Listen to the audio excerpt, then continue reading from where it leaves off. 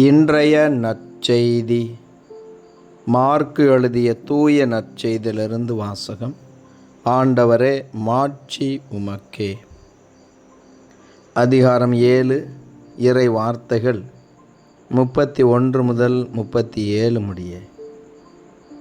இயேசு தீர் பகுதியை விட்டு சீதோன் வழியாக சென்று தெக்கப்பொலி பகுதி நடுவே வந்து கலிலேய கடலை அடைந்தார். காது கேளாதவரும் திக்கி பேசுபவருமான ஒருவரை சிலர் அவரிடம் கொண்டு வந்து அவர் மீது கை வைத்து குணமாக்குமாறு அவரை வேண்டிக் கொண்டனர்.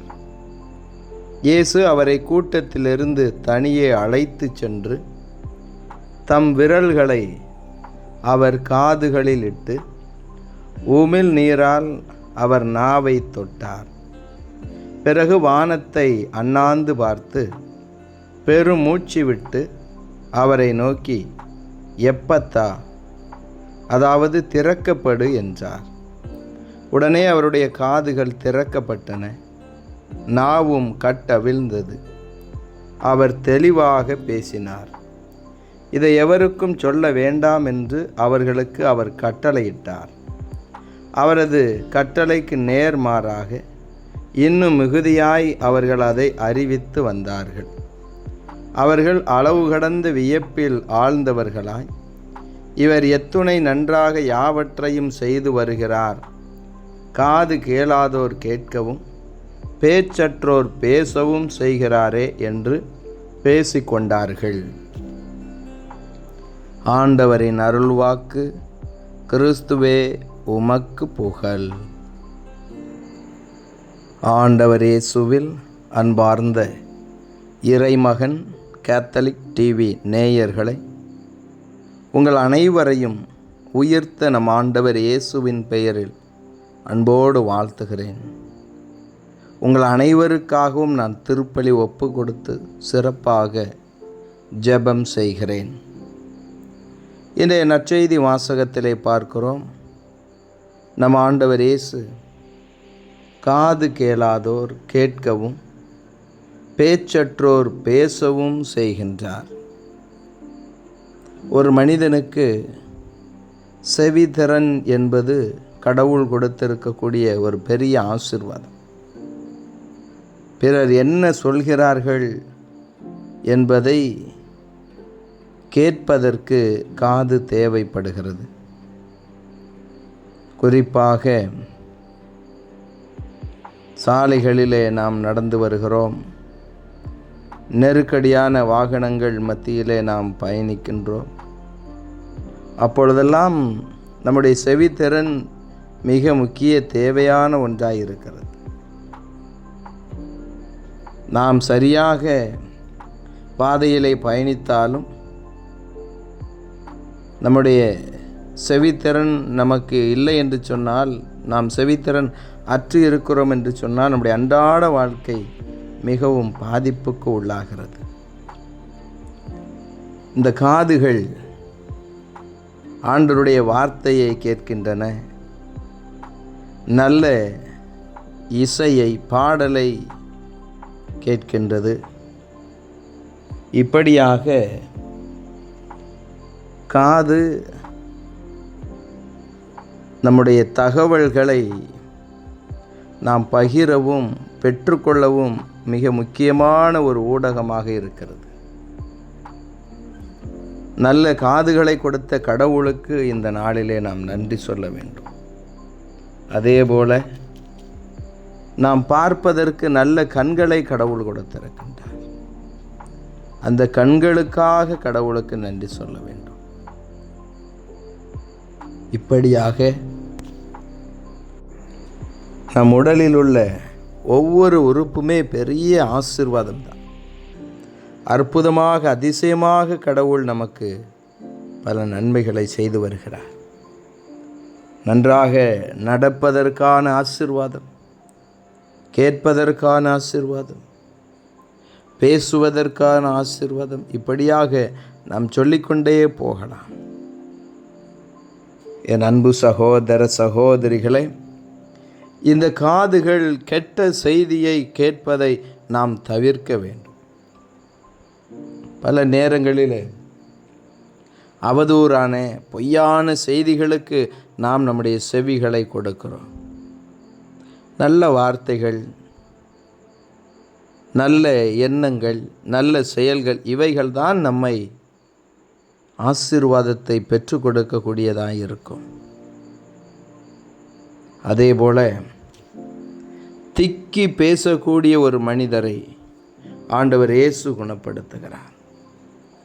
ஒரு வார்த்தையை சொல்ல முடியாமல் திக்கி திக்கி பேசக்கூடியவர்களை இவ்வுலக மனிதர்கள் எளிதாக ஏளனம் செய்வார்கள்.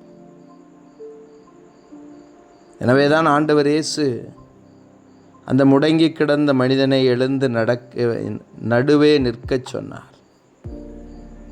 என் அன்பு சகோதர சகோதரிகளே, ஒரு மனிதனுடைய உடல் உறுப்புகளில் உள்ள குறைகளை வைத்து இந்த மனிதனை ஒருபொழுதும் ஏளனமாக பார்க்காதீர்கள்.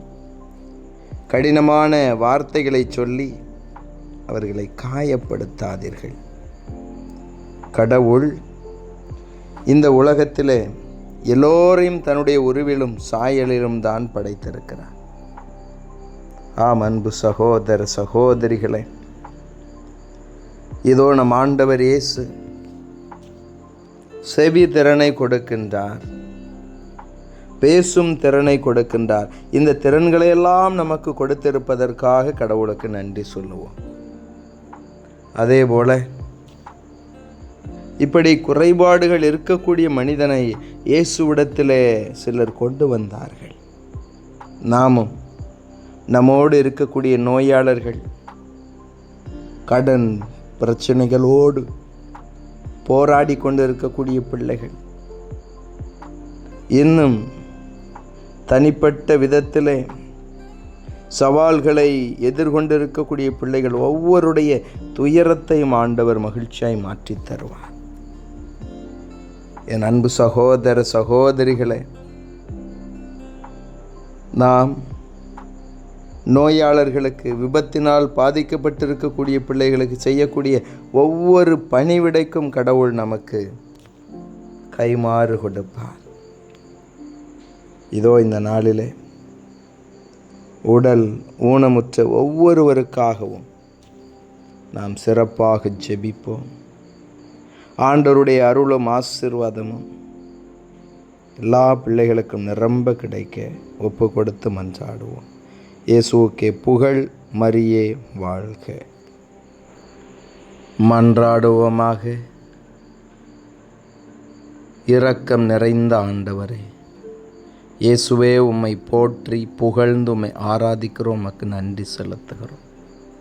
இந்த புதிய நாளை தந்ததற்காக நன்றி ஆண்டவரே. இன்றும் நீரே எங்களுக்கு உதவி செய்ய விரைந்து வாரும். எங்களோடு தங்கும், எங்களை ஆசீர்வதியும். இயேசுவே ஆண்டவரே, நீர் எத்துணை நன்றாக யாவற்றையும் செய்து வருகின்றீர். காது கேளாதோர் கேட்கவும், பேச்சற்றோர் பேசவும் செய்கிறீரே. இத்தகைய அதிசயங்களை செய்யும் ஆண்டவரே, உம்முடைய அருளினால், ஆசீர்வாதத்தினால் உம்முடைய பிள்ளைகளை இந்த நாளிலும் நிரப்புவீராக. இதோ விபத்துகளினால், நோய்களினால் பாதிக்கப்பட்டிருக்கக்கூடிய பிள்ளைகளை நீரே தொட்டு குணப்படுத்தும். ஒவ்வொரு குடும்பத்திலும் ஆண்டவரே நீர் தங்கியிரும். எங்களுக்கு மேலான பாதுகாப்பை தாரும். எந்த விதமான குறைபாடுகளும் எங்களை முடக்கி விடாதபடியாக புதிய நம்பிக்கையை தாரும். இதோ இந்த நாளிலும் இயேசுவே ஆண்டவரே, உம்முடைய பிரசன்னம் எங்களுடைய பயணங்களில் முன்னும் பின்னும் இடமும் வலமுமாயிருந்து பாதுகாக்கட்டும். ஆண்டவரே, திருமணத்திற்காகவும், குழந்தை செல்வத்திற்காகவும், வேலை வாய்ப்பிற்காகவும் ஜெபிக்கக்கூடிய பிள்ளைகளை எல்லாம் ஒப்புக் கொடுக்கிறேன்.